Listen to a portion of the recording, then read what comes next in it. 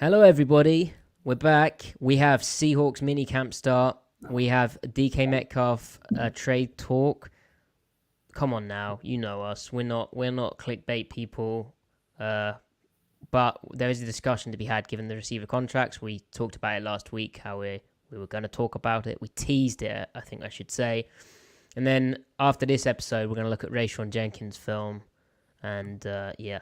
But before that, as you know, the preamble is a thing.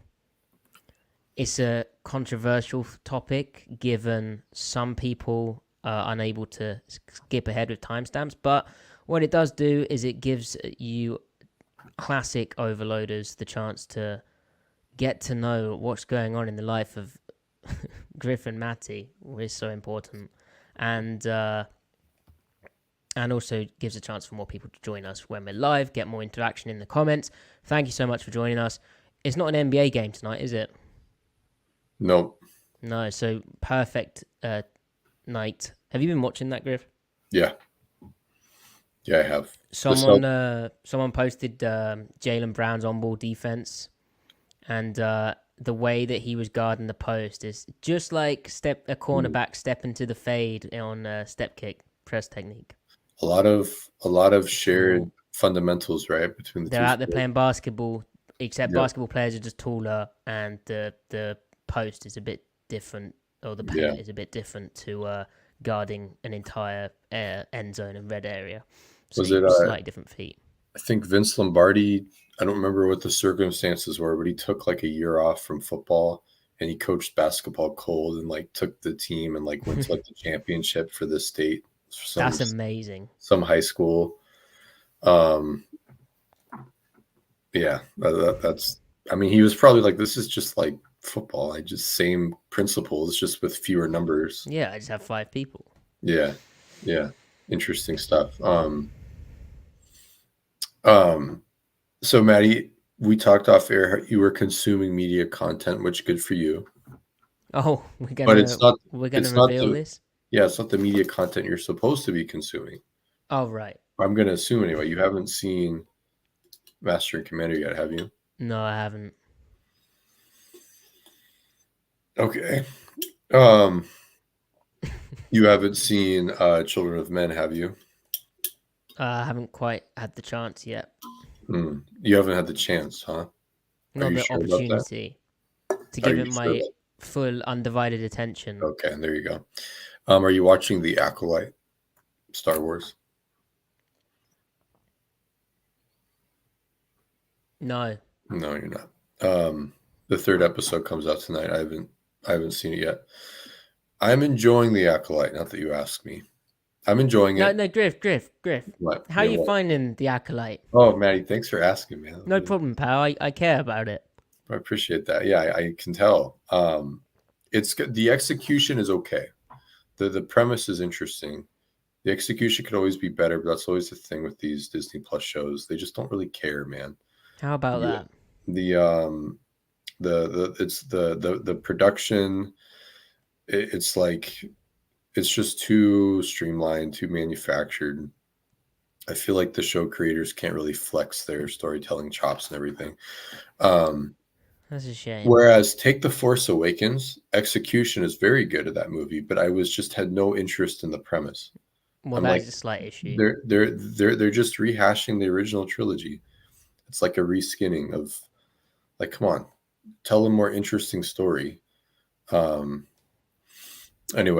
I'm curious to see where The Acolyte goes because it has to make the prequel trilogy make sense.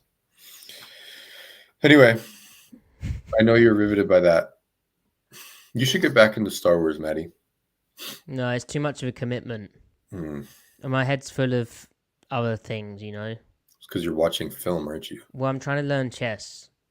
Oh, that's right. But How is that going? I'm stuck on like certain things.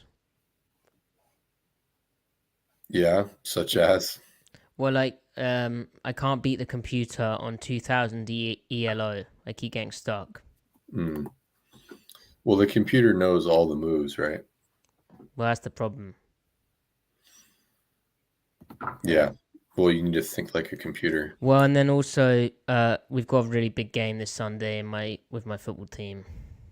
Oh, Yeah. Matty, real quick, can we get a points per game allowed check on your team? It's under 8. It's 7.6. Everybody, Matty F. Brown is coaching his defense, and they're only giving up 7.6 points a But game. we're facing a good offense, and we conceded 19 points to them last time, so we need to step it up for that. Got to meet in the middle. Yeah. Yeah. Okay. All right. Let's do this thing.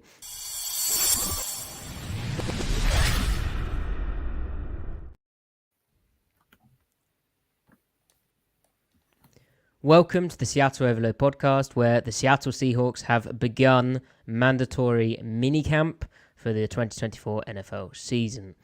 We're going to explore some comments from Mike Macdonald, from Laken Tomlinson, from DK Metcalf, and from Boye Mafe. We're also going to explore the topic around DK Metcalf with all of the wide receiver contracts being handed out. The blockbuster deals will, given DK Metcalf's contract expires after the 2025 season, will John Schneider look to cash in on his star wide receiver, or is he open to paying a receiver that much money? It's not as easy as it kind of seems, given Metcalf's unique skill set, and Griff and I are going to explore that as well. Firstly, though, we have some Seahawks news. Brady Henderson of ESPN reporting that the Seahawks tweaked defensive tackle Jaron Reed's contract. He's going to post the full details after practice, says Brady. But they essentially took $530,000 he could have made via incentives this year and made it part of the base value. The max value remains the same. It's all non-guaranteed. Brady then did post after practice on x.com saying, "This wasn't about clearing cap space. It appears Reed's camp number, by my math, went from $6.34 million to $6.47 million. So it's a slight contract sweetener to Reed, given he played a ton of snaps last year and remains a big part of their plans under Mike Macdonald.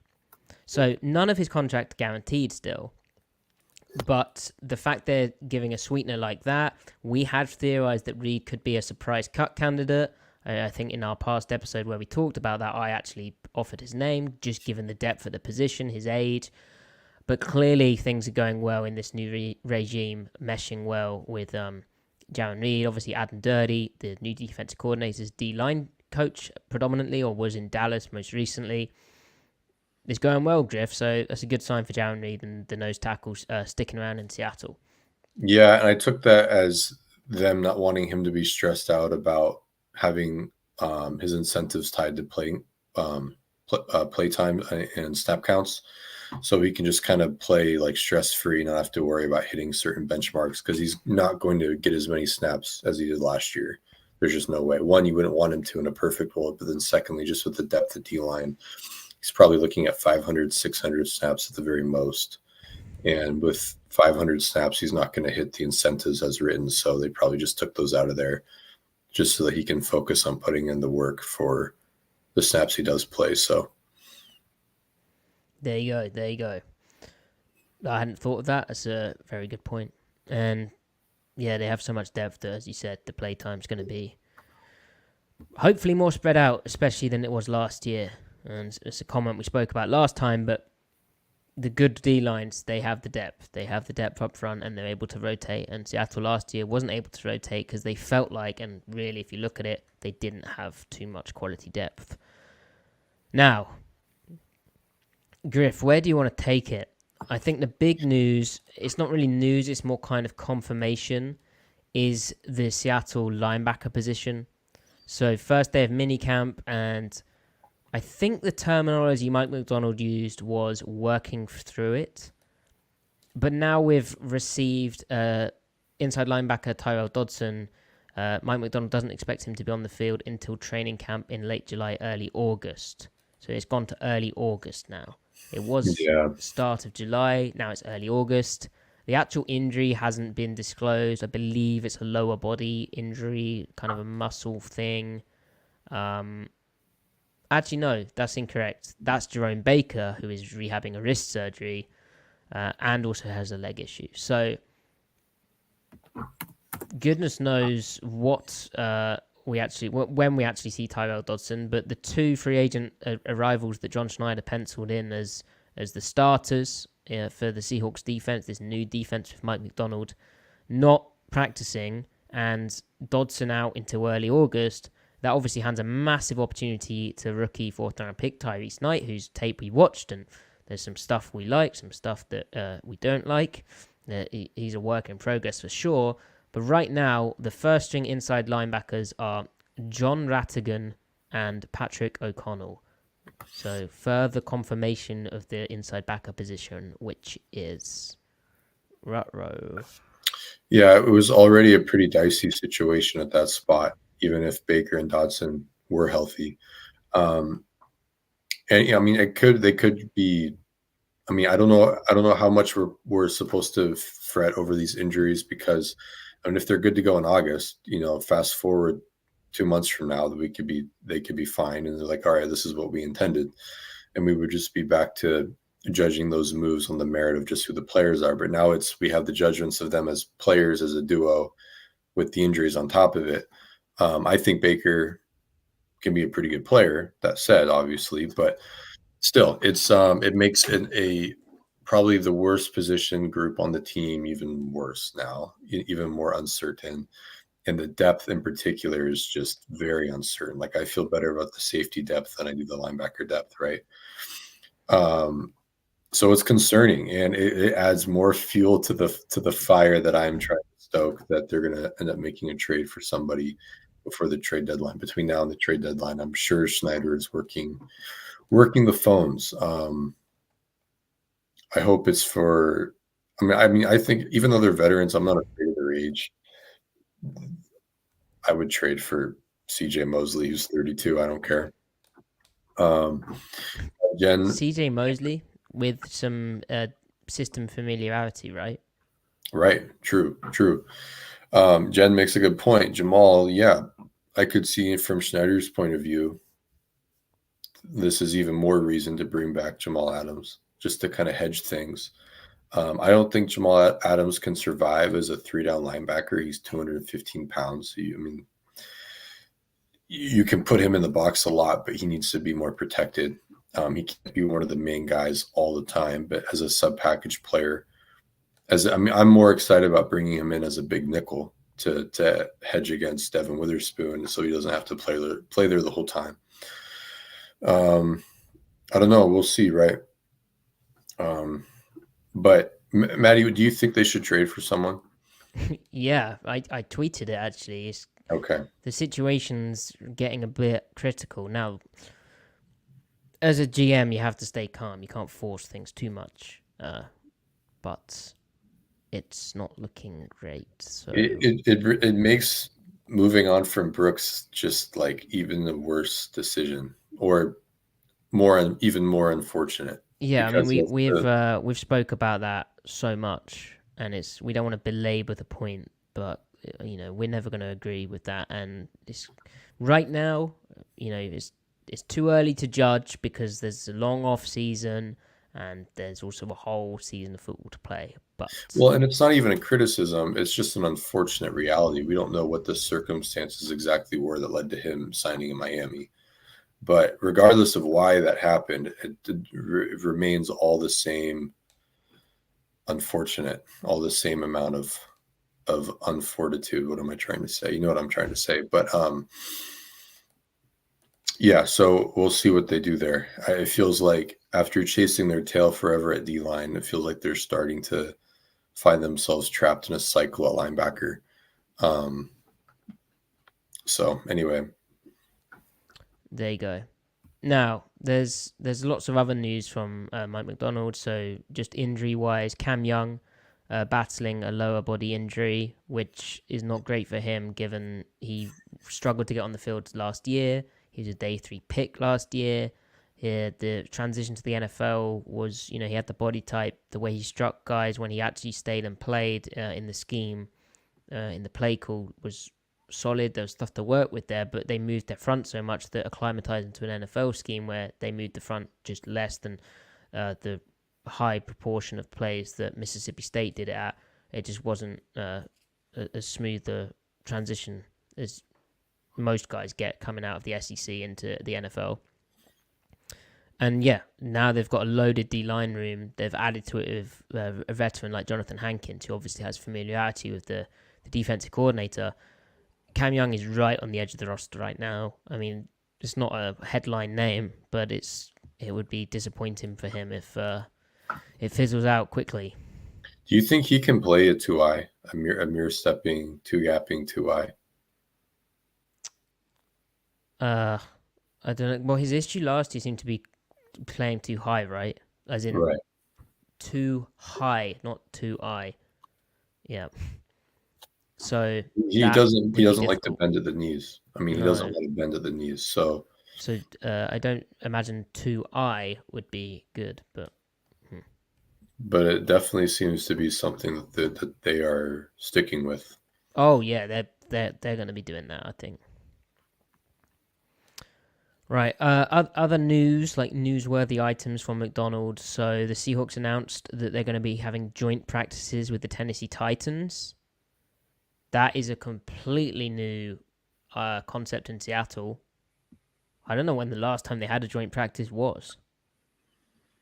But Macdonald said there's a lot to like about it. You're with a team that you respect their operation. We know a lot of the coaches over there, how they operate. Really, it's an opportunity to put it in a setting where you can control the tempo, control the drills, get some high intensity for the guys so they're ready to roll come the opener, and it's just easier to control them than true game reps. Still working through who is going to play in the preseason for how much, but a great opportunity if you do it the right way to get some really good competition in, sharpen each other and try to get ready for the regular season. And Macdonald mentioned familiarity with knowing the coaches, and as Monjombo points out in the chat, the Titans defensive coordinator Denard Wilson was the defensive backs coach under Macdonald last year. Maybe they'll compare notes. I'm sure there will be some opportunity for learning. The fact that the Titans are in the AFC, they're not on the Seahawks 2024 schedule, that they're very unlikely to meet. Titans Seahawks Super Bowl, maybe. I doubt it. But yeah, that's a cool opportunity for Seattle. I hope we get some footage of that, but I doubt we'll get much. I did notice, Griff, that the Mike Macdonald mic'd up segment where you could very clearly see his play sheet in high quality HD has been, I mean, the quality of the footage is now has magically in 7 days it's got blurry, that play sheet.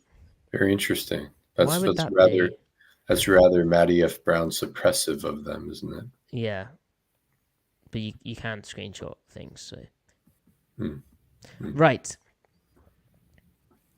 There's a leadership team in Seattle, Griff. They have 9 guys on the leadership team. Laken Tomlinson is one of them. So he's going to stick around. Obviously, they have a veteran. 9 guys on the leadership team. So what do you think that is? Offense, defense, specials. That's 3. Then do you think it's 1 from each position group? I'm more curious. Were these guys elected? Were they elected by the players? Were they appointed by the coaches? Are they an autonomous collective? Is it a representative democracy? What's going on here? Did they have to fight for it? Was it a tug of war? Right. I'm very fascinated by this. Yeah, we didn't learn much about it in that sense. Macdonald just said it's an opportunity to open the channels of communication where we can bounce ideas off one another and they can be a conduit from the locker room, from our messages as coaches out to the rest of the team. Well, what's funny about this is that he's going after something that I'm sure Pete Carroll also is always going after. And I'm sure that Macdonald will execute this successfully, just as Pete executed his version successfully. But it is funny how Pete fostered that kind of organically without there being any like finite definition of like, okay, you're this, you're that. He just kind of let it take shape. Whereas Macdonald is like, okay, I want to manufacture that player coaching staff trust, and I want there to be leaders, but I'm going to try to make it synthetically, or I'm going to try to manufacture it. It just kind of goes to speak like Pete Carroll and Mike have two very different brains in terms of how they organize. This is very much a Mike way to do it, I feel. Not attaching a value statement to that, not good or bad. Not saying Pete's was good or bad. It's just so demonstrative of who they are as two individuals.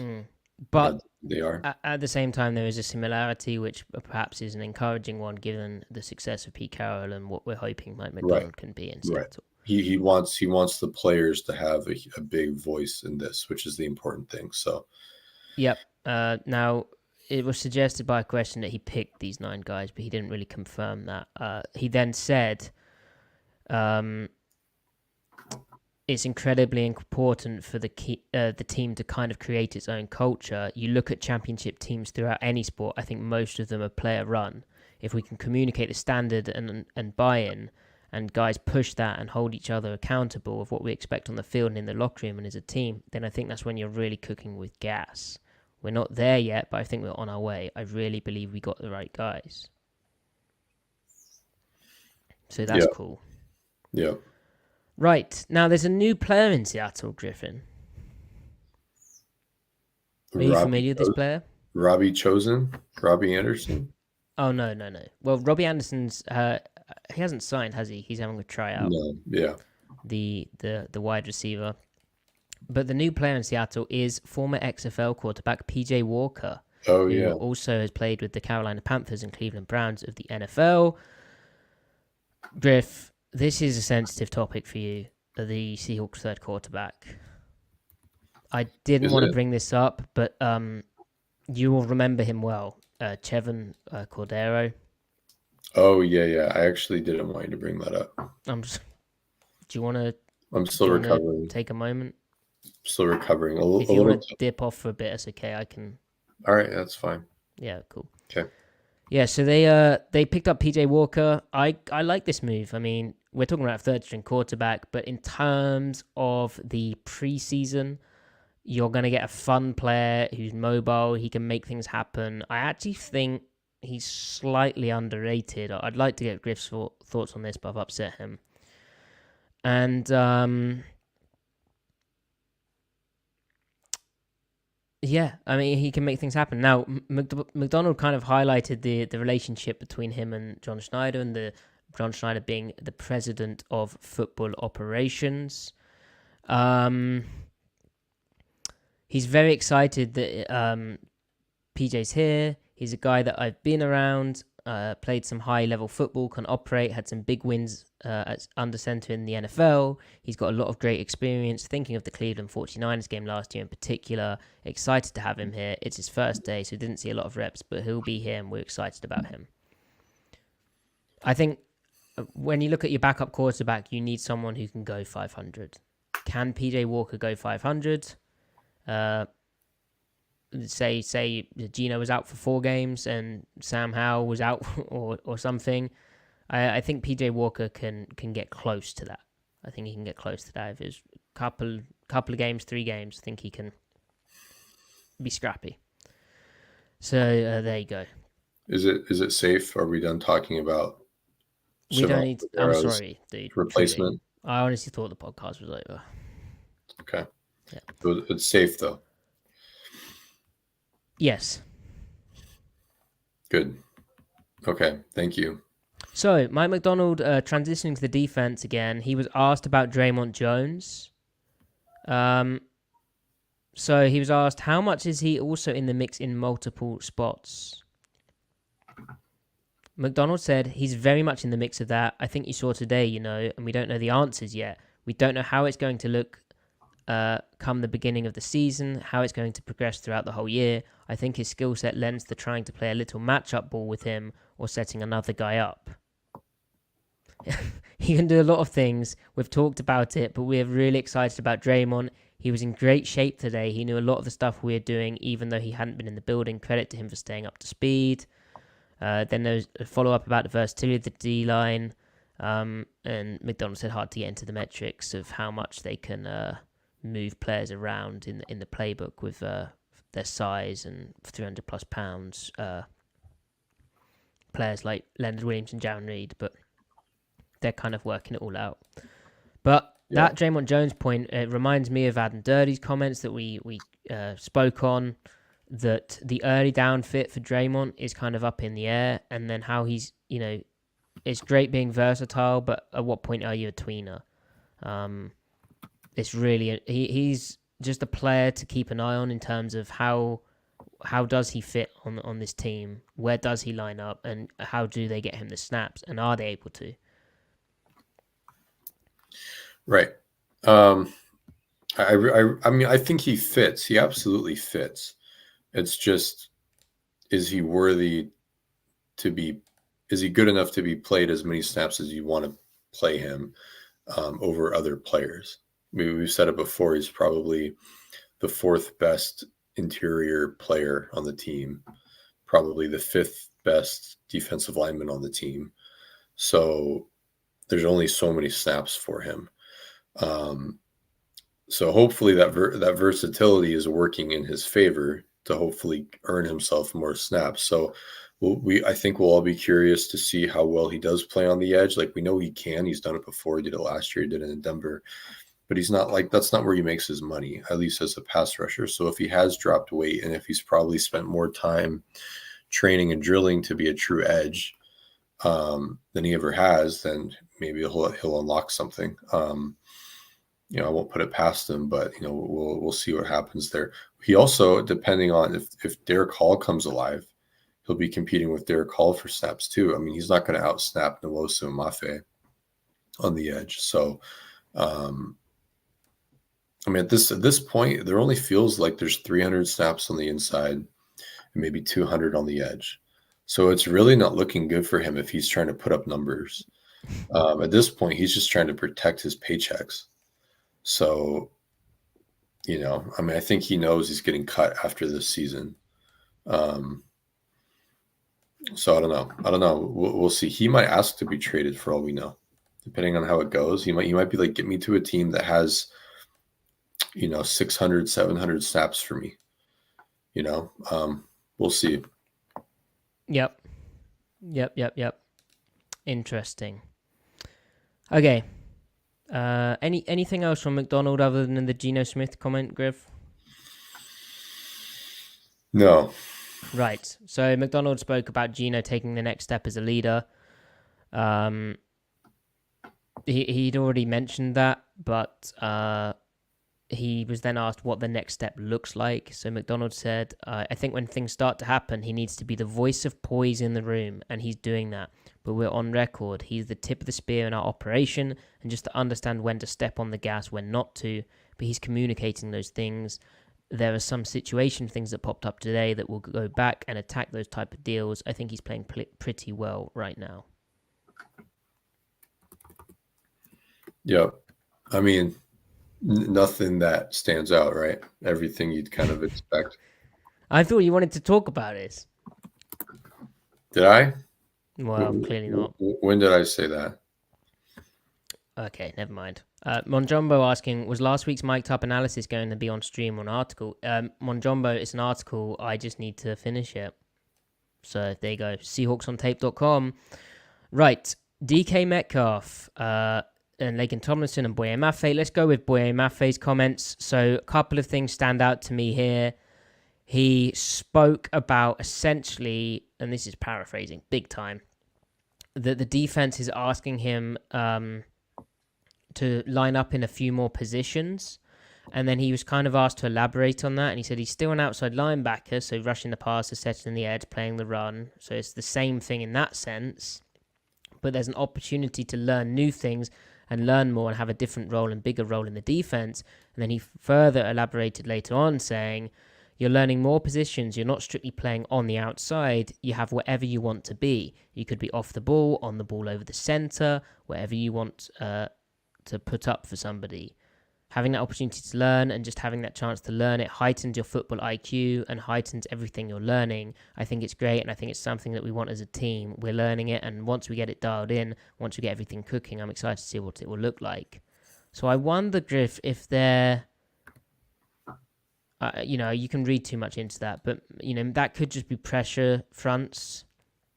or are they teaching the linebackers the inside spots as well as the outside spots in terms of alignment in the fronts, and then how they adjust? Could be that's interesting. I feel like they want every edge to know how to play like a 7 technique or a 6-eye on a tight end, the inside shade of a tight end, and a 2 gap on them. So, maybe some of that. But yeah, you could be right when they get really, really wonky with the pass rush looks, and you want to stand up a couple of or a handful of outside linebacker types in the interior gaps just to mess with the numbers in some really hyper specialized situations. Why not, right? Yeah. Now, I didn't really learn much from Laken Tomlinson, to be honest. He spoke about McDonald's defense, but yeah, he said there's no holes in it, and he forces you to play a certain way. But I don't know. The durability thing stands out to me again. It really does. Yeah. And he was asked. He said some players are asking about approaching him for tips on his body care because he's managed to play so many games and has so many starts in a row. So there you go. Yeah. And then finally, DK Metcalf, right? And that brings us nicely to the DK Metcalf topic. So McDonald described him a really good player, a guy you always have to account for. Anytime he steps on the field, you got to know where number 14 is, and you can't let him wreck the game. He wants to be really good, he wants to be the best, and he wants to be pushed and coached hard, which you respect about him. Really, the way he practices is really awesome. I mean, this guy practices extremely hard, does all the little things you're asking him to do. It's a great example he is setting for that room and our offense as a whole. A lot of respect for DK, the type of player and person he is. I just love seeing him out there because he raises the whole level of our team when he's practicing for us. That is a really interesting comment to me because I never didn't think of DK Metcalf as a hard worker, but hearing that from a coach like McDonald and his personality compared to Pete Carroll, who Pete was never going to say people aren't, chew people out for not being a competitor, right? And he may have described DK as a competitor before, but I don't think he ever really got asked about, how competitive. And just go ahead. No, I didn't mean to cut you off. I remember his rookie year, he made a point about how when he was working, I think, with trainers during the draft process about how dedicated he is to being as good as he can be. But then he didn't really talk about that in greater detail after that point. So, right. But yeah, I hear what you're saying for sure. Right. No, that's a good point. I'd forgotten that, but I think when it comes to DK Metcalf, and we do have a DK Metcalf topic in the thumbnail, but when it comes to DK Metcalf, he's got a new wide receivers coach again. It is Charles London, right? There's so many new coaches. London might be the quarterback's coach. God damn it. He is the quarterback's coach. Who is the Seahawks wide receiver coach? Is it they have 4 of them. It's the problem. Frisman Jackson. Frisman. There you go. Of course. Obviously, Sanjay Lau is... there were issues with the receiver spacing last year that you would sometimes attribute perhaps to a wide receivers coach. Lau departed the team and then came back, and it was in his second stint with the team, so we don't really know what that is. Sukman, I will... The timeout hammer is a thing. No. Sukman, I've been itching. Leave Sukman alone. No more banhammer. Anyway, where I was going with the Metcalf thing with Frisman Jackson was he may be revitalized by a new coach as well, and I'm interested to see how much more can DK Metcalf develop his game, because obviously he has the height, weight, speed, that type of profile to be, everyone. I think the fans who watch his game less, they would think of him. Oh, he's 6'4", he's really fast. He can be like a Calvin Johnson, an AJ Brown type receiver, where they're a tall, really fast mismatch guy who can catch you contested footballs as well, right? And be really strong on the kind of jump ball type possession stuff. Metcalf's only 26, turns 27 in December. Same birth year as me. There you go. And but Griff, given his contract expires in 2025, and given that just this offseason we've seen Justin Jefferson signed for an $140 million deal, AJ Brown is on $96 million, which looks like an absolute bargain right now. Amon-Ra St. Brown, $120 million. Tyreek Hill, $120 million. Even Jalen Waddle got basically $85 million.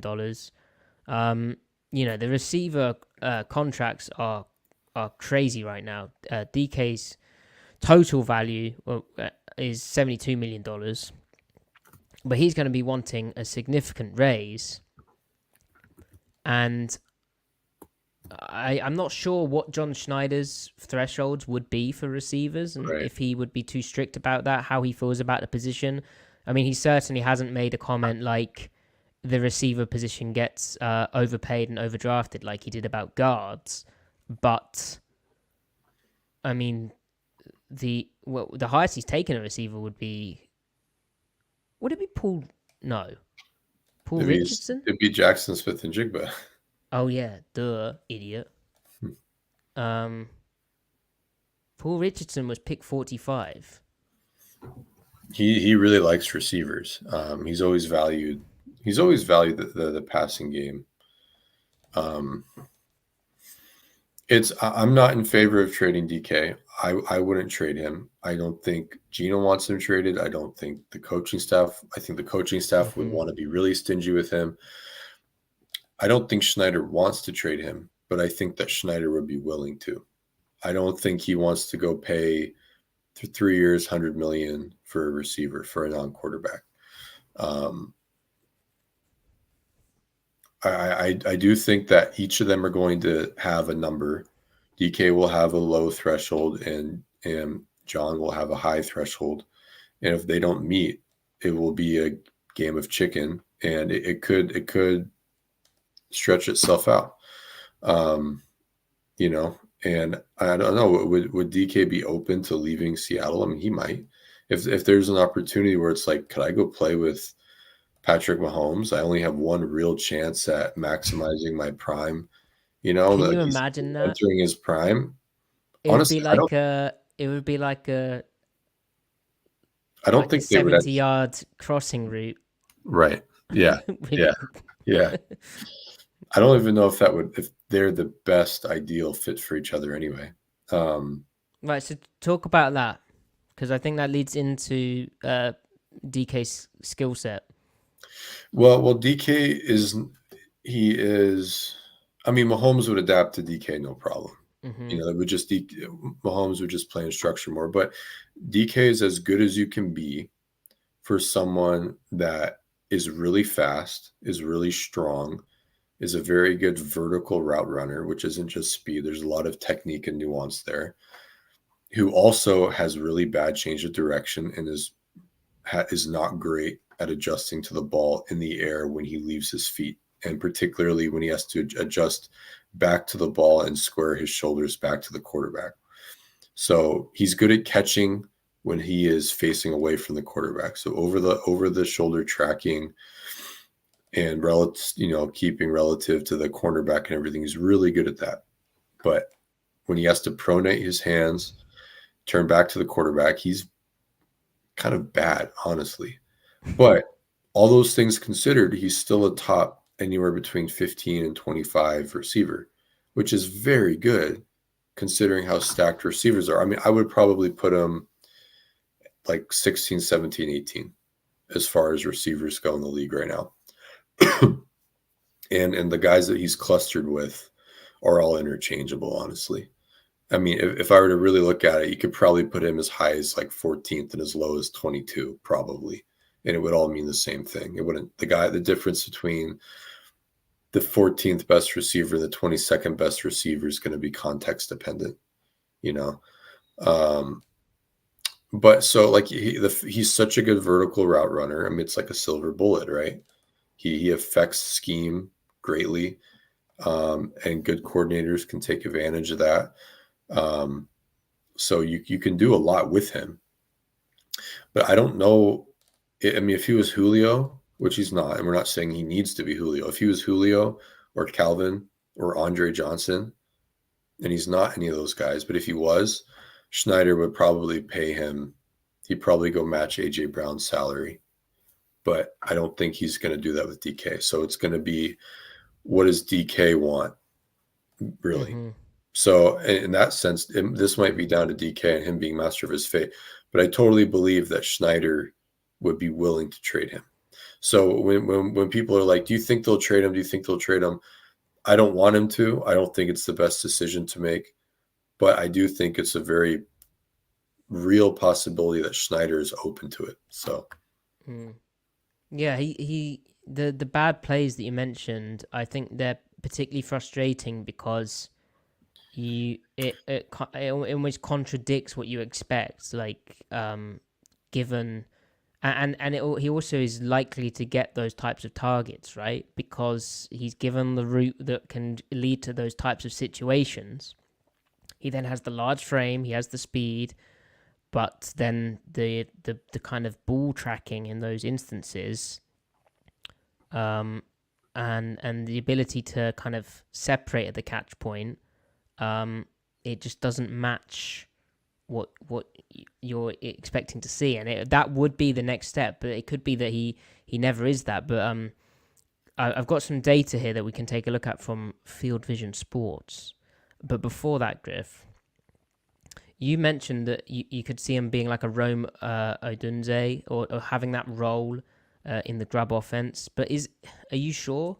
Because in my mind, Odunze was catching a lot of, like, is Metcalf even a slot fade runner? No, but I mean, I've got something that might surprise you there, though. DK aligned in the slot 30% of his snaps last year. Rome aligned in the slot 11% of his. Yeah. Slot. Well, the Rome number surprises me. I knew DK played in the slot a bit. But you're right; he's not running slot fades. Interesting. But I think though with Odunes, though, you put him in a stack in a tight split to the field in college football, and it's effectively a slot fade, right? Right. Alignment wise, spacing wise. Right. So here's this Field Vision Sports data. So it says a look at DK Metcalf's 2023 season. He was 18th in total yards, but he really struggled against man-to-man coverage and was not as productive down the field as you'd expect. He had a reception percentage of 59%, 136th in the league. So DK's looking for a bounce back in 2024. And don't forget, I don't have the exact number with me right now, but Gino's catchable percentage on throws was pretty damn good. One of the highest in the league, even on the downfield targets. So it's not an issue of quarterback play necessarily, which you'd go to. But yeah, the cover one numbers here are not great. Now, how often do you actually see cover one? It could be about 6 snaps in a game, 7 snaps in a game. But then that is also the instance where you'd think, oh, we got a one-on-one on the outside. Let's go to DK. This is where he's supposed to shine, or where you'd think he would shine. Griff, anything else stand out to you about this? I would say, though, we have to remember that broken rib in the middle of the season, his play dipped there for like a 5-week period. Yep. And then he bounced back. That's definitely a variable. Against cover one, though, like, he's good against cover one on early downs. It's third downs where, it was rough. And I think that's just a function of a lot of things. But I mean, right, you could go to like clear passing down, impacting pass protection.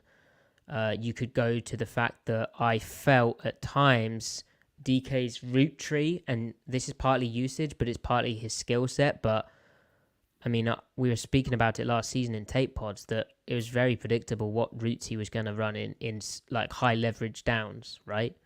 Right. Like he has 3 routes basically in those downs. That was definitely a variable. I mean, he's great at running go routes and fade routes from the outside, right? He's really good at running slants. and then like those kind of stop routes. And then everything else, the routes where he has success on are him leveraging his speed against the cornerback to get into open area. He's not really necessarily winning on those routes on his own merits. Like if they were to play him honestly, that's fine. That's him adapting his skill set to the NFL, right? And he's done that well. So, I mean, he's a tremendously important player for the Seahawks. In spite of, flaws, it's still like you're still accepting him, right? The whole DK theory, you embrace it. The other thing we have to consider is like, what would the trade haul be if they were to do this, right? What would be, Matty, in your mind, what would be an acceptable haul where you'd be like, okay, I don't feel like shitty about this? Because we have to remember, for some people, they might want an egregious amount of draft capital to feel good about it, because say those people are like very anti-trading him. But we have to think about the reality where, let's say the negotiations break down and there was no reconciliation, like you had to trade him. Within that premise, what compensation is enough for you under the premise where there was no keeping him? Wow. Well, that's a question, isn't it? Because Tyreek Hill, when he got traded from the Chiefs to the Dolphins, that was 5 draft picks, including the first rounder, but that was only number 29 overall. Obviously, with Tyreek Hill, his on-field impact, but there's some maybe questionable... Well, there is questionable off-field stuff, but then you don't know that maybe there was some teammate dynamic things going on there as well. I'm trying to think of other big receiver trades, and I'm totally blanking in recent years. Oh, AJ Brown would be one, wouldn't it? Which didn't pan out too well for the Titans. They gave up a first and a third round pick in the 2022 NFL draft, and then moved down in the draft as well. Yeah. You have to get a first round pick, obviously. Yeah. The other thing with receivers is it seems like every year now, college is putting out these receivers in... I mean, this last draft was insane, the first round receivers. I'd have happily had any of the 3, really. So, I guess it has to be a high first round pick. But then, is a team actually going to be willing to give that up, given what you're going to have to pay DK, and given what I've just said about, I haven't looked at next year's class, but I imagine this is the new norm for college football, given how good offenses have got to pass in the football in college, and given how the translation of receiver skill set to the pros, I think the pros has changed a bit to ease the transition for guys. And I think